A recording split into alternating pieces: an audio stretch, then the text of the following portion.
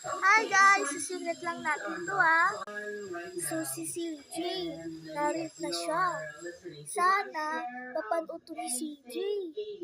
At sana nga matuluyan siya. Kasi kahapon, meron akong narinig sisigawan doon, nagiinuman sila. Sana talaga mapanood to ni CJ. CJ, secret lang natin to ha. Tsaka si JB. Kasi kahapon, kumain kami tatlo ng ice cream. Sorry guys, puyo kasi ako kat-kat. So kahapon, talamigan si CJ dahil sa kakain ng ice cream. At tapos